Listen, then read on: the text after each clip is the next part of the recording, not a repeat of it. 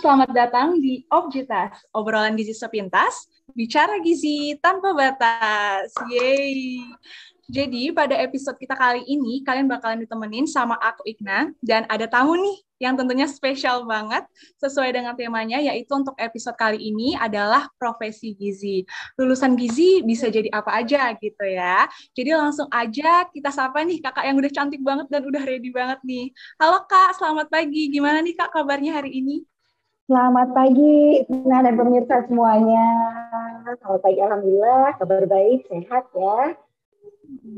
Oke, baik Kak. Pertama-tama terima kasih Kak sudah mau menyempatkan waktunya untuk bisa hadir di podcast kita kali ini untuk berbagi pengalaman serta pengetahuannya terkait tentang profesi gizi ya Kak. Tadi juga aku udah sempat spill nih Kak ke para pendengar Objitas Podcast kalau episode kali ini tuh spesial banget karena kita mengundang tamu yang spesial juga tentunya ya Kak. Jadi hari ini podcast kita lebih membahas soal tentang keprofesian gitu Kak. Oke, mungkin untuk supaya para pendengar ini lebih kenal nih sama tamu yang spesialnya, boleh nih Kak untuk kenalan dulu. Oke, terima kasih. Salam kenal dulu ya semuanya. Kan seperti pepatah ya, nggak kenal maka nggak sayang gitu ya. Nama saya Leila Elvi Zahro, biasa dipanggil Leila. Saya alumni Undip, jadi dulu angkatan 2007, lulus tahun 2011 ya. Nah, kemudian saya tahun 2012 bergabung jadi nutrisionis di Rumah Sakit Paru Dr. Aryo Wirawan. Kemudian mulai tahun 2014 sampai sekarang saya menjadi nutrisionis di Rumah Sakit Akademik UGM. Jadi memang kebetulan banget ini jalur ini memang jadi nutrisionis di rumah sakit gitu. Keren banget ya Kak Lela, ini lulusan Undip juga ternyata gizi Undip ya Kak Ya. ya. Oke Kak, jadi aku juga izin memperkenalkan diri ya Kak ya. Sebelum perkenalkan, aku Ignacia Agatha, bisa dipanggil Igna aja Kak, yang akan membantu podcast kita kali ini. Oke, tadi kan Kak Lela sempat membahas soal nutrisionis di rumah sakit gitu ya Kak ya. Kak Lela ini keren banget sih, udah berpengalaman banget tentunya jadi nutrisionis di rumah sakit gitu ya Kak ya. Aku juga udah sempat lihat CV-nya Kak Leila nih ya. Di CV-nya itu banyak banget riwayat pelatihan dan organisasi nih Kak. Salah satunya HMIG. Sama banget nih Kak kayak aku di HMIG. Dulu Kak Leila tuh bidang apa nih Kak di HMIG? Dulu mungkin karena mukanya itu dikira kayak anak yang suka belajar gitu ya. Jadi Iya saya di benar. HMD itu di bidang pendidikan. Bidang kayak Jadi penelitian gitu ya Kak? ya udah benar. Kalau dulu tuh namanya bidang pendidikan sih. Jadi memang apa namanya kalau misalnya ada apa info-info seputar penelitian kayak gitu atau ada lomba-lomba misalnya lomba poster ilmiah kayak gitu. Jadi kita yang menginfokan kayak gitu. Dulu tuh di HMIG sempat bikin buletin juga, buletin info-info terbaru, terus jurnal-jurnal kayak gitu kita bikin versi apa ya populernya kayak gitu. Oke, kalau sekarang sih di HMIG itu nama bidangnya tuh PPK Kak. Penelitian, PPK. Penalaran, dan Keilmuan. Oh iya, dulu namanya apa sih lupa pokoknya ada pendidikan dan keilmuannya tuh ada gitu. Saya sempat dua periode di sana, jadi kan 1 tahun ya kepengurusannya ya. Nah itu saya 2 kali. Kak, soalnya Kak Lela juga sebutin nutrisionis di rumah sakit. Jadi menurut hasil survei nih Kak di special episode ini, banyak banget nih orang-orang yang kepo tentang gimana sih nutrisionis di rumah sakit itu gitu. Contohnya aku sendiri juga sih Kak ya, kepo soal nutrisionis di rumah sakit itu sendiri. Oke, karena banyak yang pengen bercita-cita jadi nutrisionis di rumah sakit gitu Kak, tapi masih belum ada gambaran sama sekali soal nutrisionis di rumah sakit itu gimana. Oke, jadi tanpa berlama-lama lagi nih Kak, kita langsung masuk ke pertanyaannya kali ya Kak. Ini Kak Lelanya udah ready belum nih Kak? Oke, silakan. Kita tanya-tanya ya santai ya, ngobrol santai gitu ya. Oke, siap Silakan. Kak Lela. Oke, kita langsung masuk ke pertanyaan pertama ya Kak ya. Nah, apa nih mungkin hal yang membuat Kak Lela memilih untuk menekuni pekerjaan di bidang yang sekarang itu adalah menjadi nutrisionis di rumah sakit? Kiranya apa tuh Kak? Oke, jadi kalau dulu tuh sebagai fresh graduate itu ya, kalau saya tuh sebenarnya nggak langsung yang menentukan akan jadi nutritionist di rumah sakit gitu, enggak. Justru malah ketika kita ada praktek ya PBL, masih ada nggak sekarang ya? PBL itu kan Masih. ada kan gizi klinis, gizi masyarakat, kemudian apa institusi atau penyelenggaraan makanan gitu ya. Dulu saya mungkin malah paling merasa pressure-nya tinggi banget itu tuh di gizi klinis gitu kan. Nah, ternyata di situ sebenarnya ada faktor rezekinya juga sih, Dek. Apa ini Dek, ya nggak apa-apa ya. Ada faktor rezekinya juga. Jadi memang ternyata yang sering saya ada lanjutan dipanggil wawancara, kemudian lolos itu mah di rumah sakit gitu. Berarti Nah emang dari udah ada situ, keinginan gitu ya Kak untuk ya menjadi seorang betul, nutrisionis. betul, Oke. betul. Oke, berarti tadi kan Kak Lela juga udah sempat cerita ya tentang soal rezekinya juga di nutrisionis gitu ya Betul. Kak ya. Bagaimana sih Kak proses perjalanan yang Kak Lela tempuh hingga bisa menjadi seorang nutrisionis? Apakah ada ujian tertentu begitu atau pelatihan-pelatihan tertentu? Boleh diceritakan Kak? Oke, kalau kita lulus S1 gitu ya, kita kan kadang-kadang tuh kayak dihadapkan ke banyak pilihan gitu ya. Yang pertama tuh jelas kalau misalnya memang mau bekerja di sebuah instansi atau di perusahaan gitu, pastikan dulu kita pegang berkas-berkasnya dulu. Ijazah atau kalau misalnya masih fresh graduate banget ya punya surat keterangan lulus gitu ya, transkrip. Nah, kemudian yang paling penting itu adalah mengurus surat tanda registrasi. Kalau dulu tuh angkatan saya kebetulan banget syaratnya belum begitu susah. Jadi ketika lulus tuh cuma ngisi formulir, kemudian mengirimkan ijazah seperti itu, nanti kita dapat registrasi sebagai nutrisionis gitu. Nah, kalau yang angkatan sekarang ini kalau nggak salah sebelum dapat STR perlu ada uji kompetensi dulu, betul Iya ya. benar. Nah, itu berarti perjalanan setelah lulus itu belum berhenti, tetap harus belajar lagi nih, kayak gitu, Benar. untuk uji kompetensi. Nanti setelah dapat STR, itu tuh semacam kita dapat SIM, SIM Oke. untuk bisa berpraktik sebagai nutrisionis. Jadi kalau misalnya mau milihnya tuh di gizi masyarakat, misalnya di dinas kesehatan atau di puskesmas perlu STR, di rumah sakit sebagai STR. Itu kan tanda sebagai kita tuh sebagai tenaga kesehatan. Tapi kalau misalnya ingin memilih berkarirnya di perusahaan, mungkin perusahaan makanan gitu, mungkin tidak terlalu mensyaratkan STR itu gitu. Jadi tadi pertama tuh dia STR itu ya ada ujiannya itu. Nah kemudian yang berikutnya lagi tergantung nih kita mau masuk ke rumah sakit itu rumah sakit negeri atau swasta melalui jalur apa. Kalau rumah sakit negeri itu bisa jadi rekrutmennya lewat CPNS. Itu jadi memang jadi PNS juga kayak gitu. Kalau saya kebetulan uh, sempat di Rumah Sakit Paru Aryo Wirawan itu rumah sakit negeri, tapi waktu itu posisinya sebagai tenaga honorer, jadi mengikuti ujian seleksi dari rumah sakit aja gitu ya, ada tes tertulis, ada tes wawancara, ada psikotes. Nah, kemudian tahun berikutnya tuh ada kesempatan CPNS waktu itu. Saya ikut tesnya lagi, mengumpulkan berkas-berkasnya lagi gitu. Tesnya juga kalau CPNS-nya lebih spesifik ya, tes Ya. tertulisnya itu mungkin pernah dengar ada tes wawasan kebangsaan, tes intelijensi umum kayak gitu. Nanti kalau lolos dari tes tertulisnya itu nanti bisa lanjut ke namanya SKB atau seleksi kompetensi bidang. Nanti tesnya lebih merucut terkait dengan gizi gitu. Nanti ada wawancaranya juga, ada psikotesnya juga. Kalau saya dulu waktu seleksi kompetensi bidangnya, waktu diterima di Rumah Sakit Akademi UGM, nah kan saya keterima situ melalui jalurnya CPNS. Di situ seleksinya sekaligus wawancara.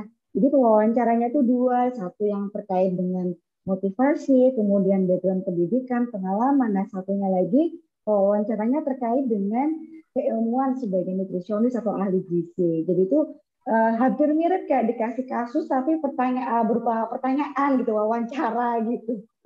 Waktu itu saya dapetnya terkait dengan gizi buruk. Nah kebetulan banget itu pas masih nyantol lah di kepala. Ya. Jadi alhamdulillah bisa jawabannya cukup meyakinkan kayak gitu. Jadi kadang-kadang memang untuk ujian-ujiannya agak tidak terduga. Jadi memang dipastikan itu kita menguasai secara umum lah kompetensinya kita sebagai nutrisionis itu apa saja. Gitu. Tesnya kurang lebih itu. Nah, kemudian kalau sudah diterima bekerja, kalau dalam hal ini saya di Rumah Sakit Akademik UGM harus mengurus legalitasnya lagi. Kalau tadi kan sudah STR ya, nanti ada surat izin kerja atau SIK atau SIP juga ada yang sebenarnya SIP, izin praktek gitu. Itu semua tenaga kesehatan itu wajib punya SIP, baik dokter, nutrisionis, apoteker, perawat seperti itu harus punya. Gitu. Tapi itu nanti mengurusnya ketika sudah resmi bekerja, gitu. Itu nanti mengurusnya ke dinas kesehatan terkait. Nah, tidak berhenti sampai di situ.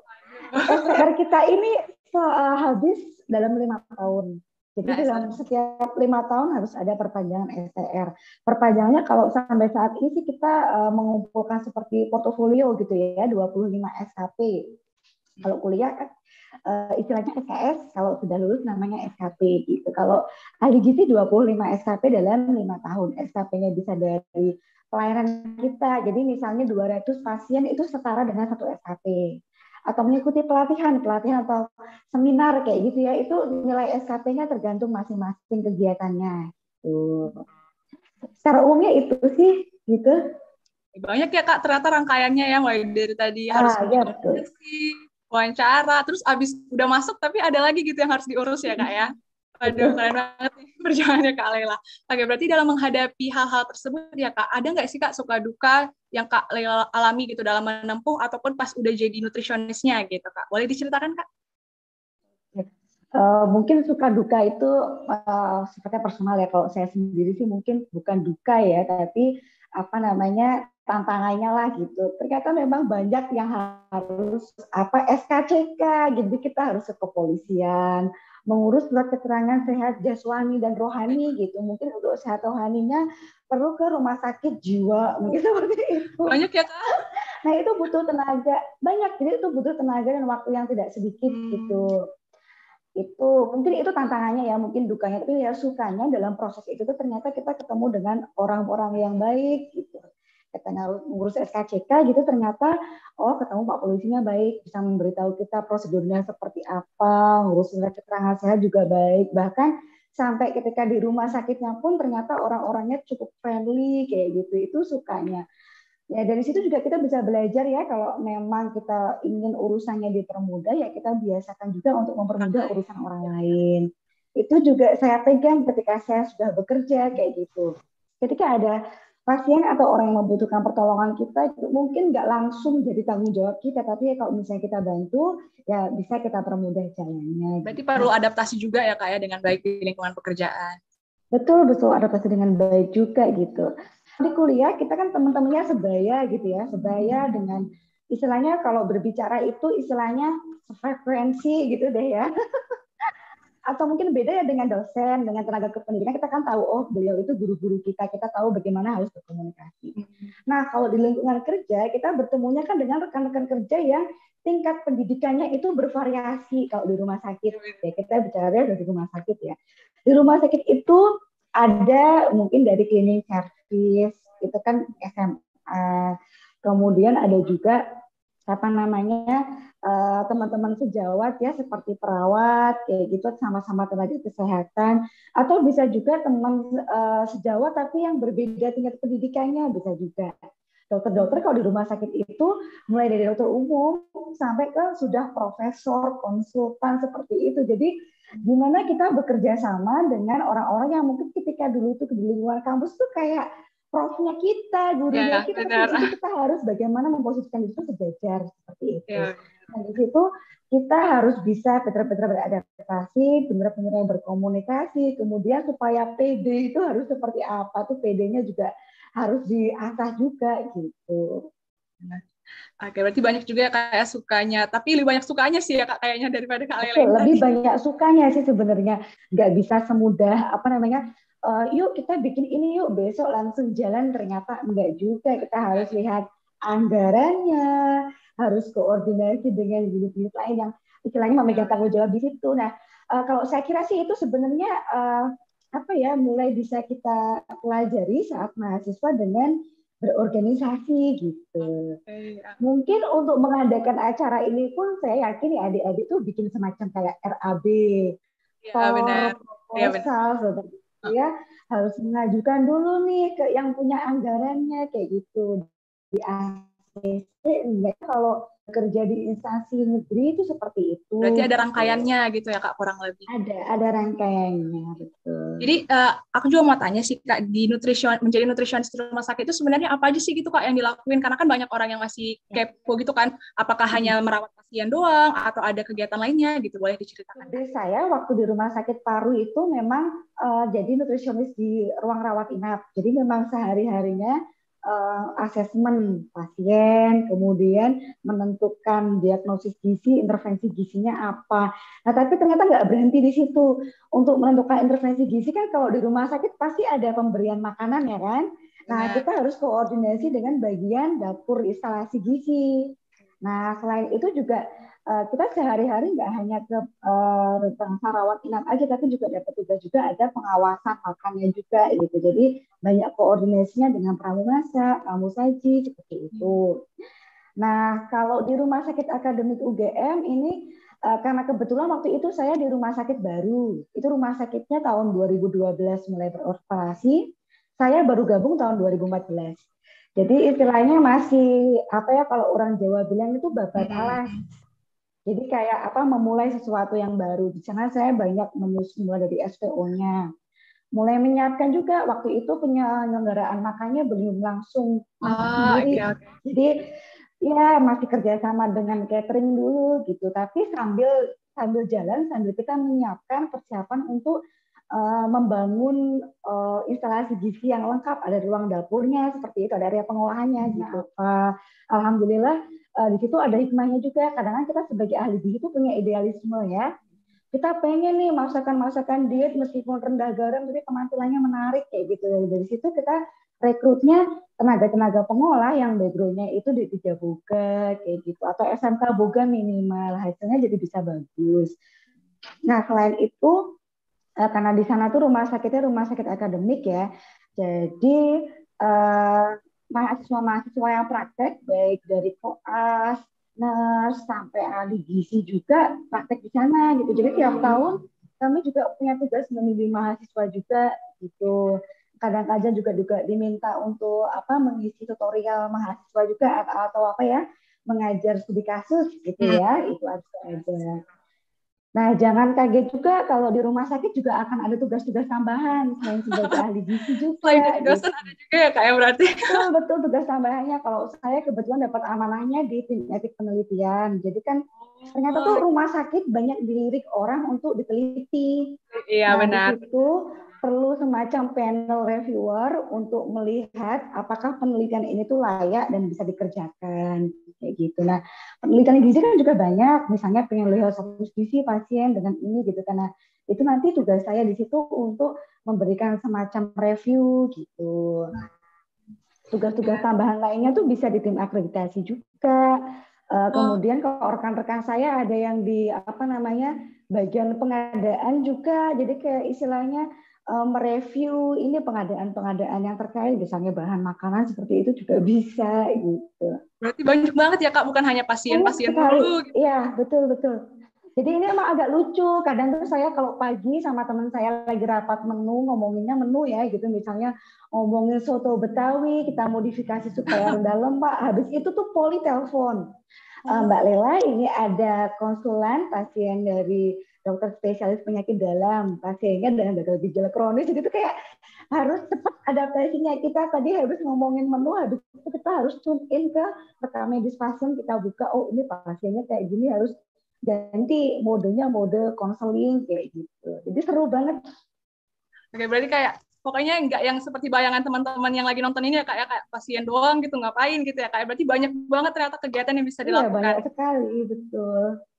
Kalau misalnya kita kembali flashback nih ya Kak ke masa-masa perkuliahan, tadi kan Kak Lela juga sempat bahas soal studi kasus. Kira-kira apa sih Kak mata kuliah dulu yang paling relate banget sama pekerjaan Kak Lela sekarang? Ya, sebenarnya kurikulumnya di S1 Gizi Undip itu tuh sudah sangat mengarahkan kita untuk jadi berperan sebagai nutrisionis. Jadi kalau yang gizi masyarakat ada, kalau misalnya mau berperan di masyarakat gitu ya. Nah, kalau yang kepake banget di rumah sakit itu ya mulai dari patofisiologi, itu penting loh ya. Kemudian juga asuhan gizi, masih ada yang mata kuliah asuhan gizi. Di situ ada NCP, kita harus membuat dokumentasi dengan ADIME, menentukan diagnosis gizi seperti apa, kayak gitu kan. Kemudian konseling gizi pasti kepake sekali. Kemudian juga kalau yang seperti saya yang juga dapat tugas di penyelenggaraan makanan, itu juga berarti perlu memahami penyelenggaraan makanan juga. Ya, tapi jangan khawatir, bukan berarti kita harus benar-benar menguasai semuanya saat itu juga tuh enggak. Saya mau jujur cerita juga nih. Di transkrip saya itu sampai sekarang masih ada 1 nilai C di mata kuliah manajemen penyelenggaraan makanan. Terus gimana tuh Kak? Tapi di tempat kerja justru saya itu jadi koordinator produksi distribusi gitu. Agak disangka banget ya kayak ternyata nggak sesuai Betul betul iya, jadi apa namanya belajar tuh ternyata nggak berhenti ya. Mungkin Ya, juga kalau bagi saya sih untuk mata kuliah tertentu itu ternyata lebih enjoy ketika dijalani prakteknya ya. dibanding ketika harus dikerjakan di atas kertas Teori gitu gitu. ya Kak. Ya. Betul, kalau teori hafalan tuh kadang kita ngerasa apa sih bedanya ini dan ini kayak gitu. Ya.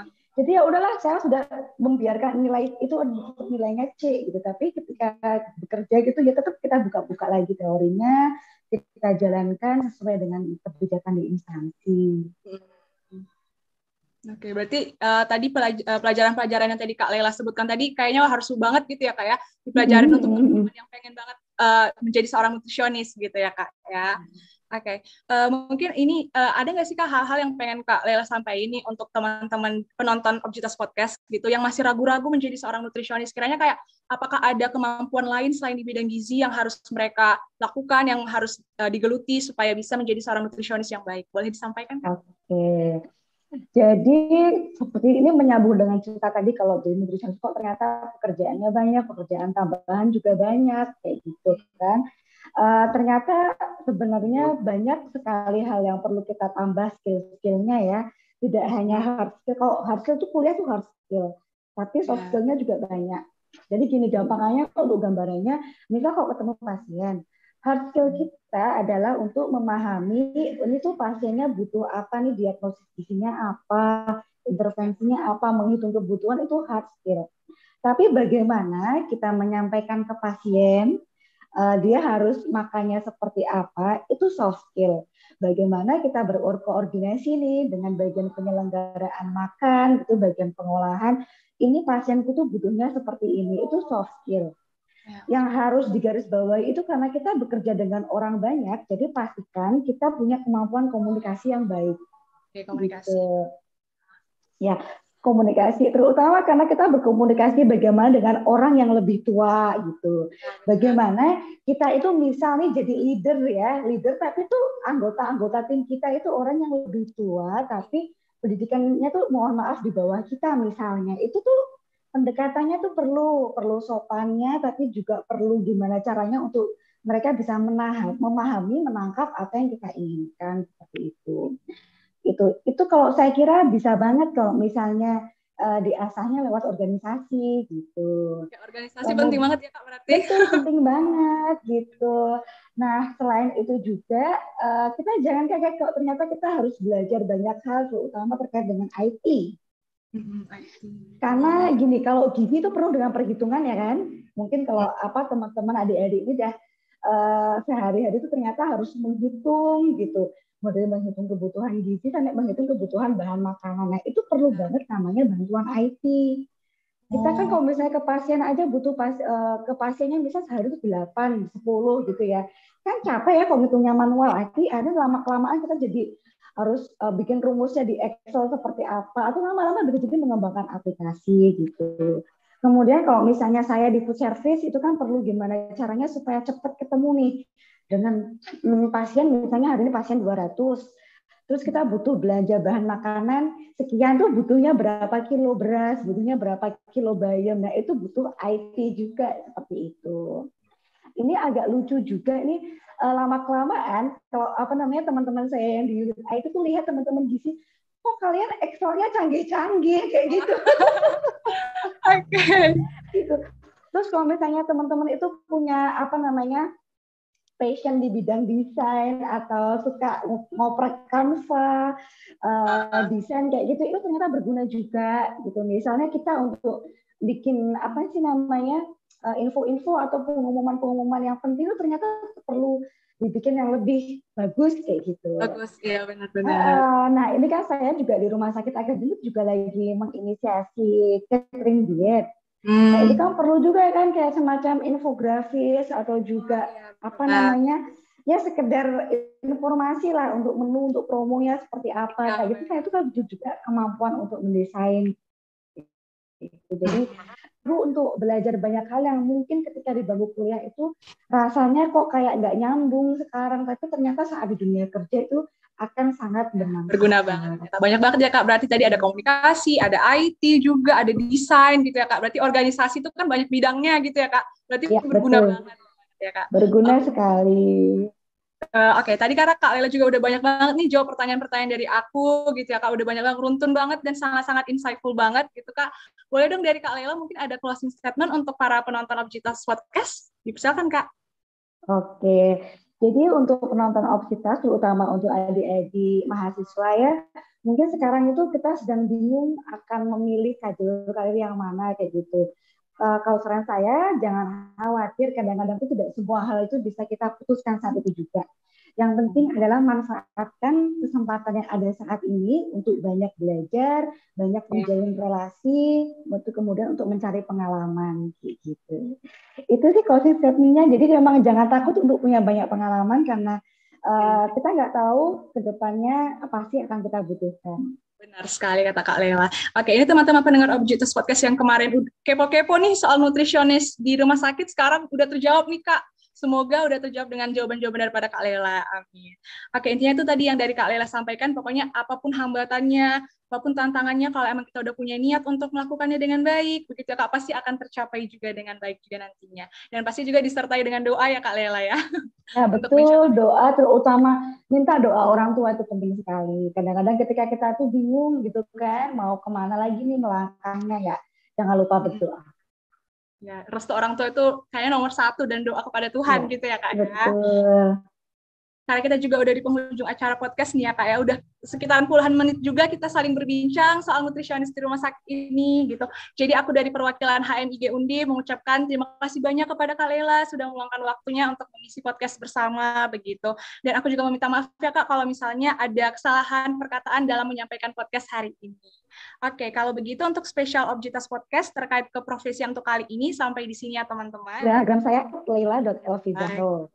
Mungkin nanti boleh ketikkan ya karena masa nanti akan di-share ya Kak ya. Boleh di-follow teman-teman, jangan lupa. Oke Kak Lela, baik kalau gitu terima kasih banyak Kak untuk waktunya juga. Terima kasih kembali. Untuk teman-teman Objitas Podcast hari ini. Sampai bertemu di episode-episode berikutnya. Sampai jumpa. Terima kasih banyak Kak. Terima kasih kembali. Sukses terus mahasiswa gizi.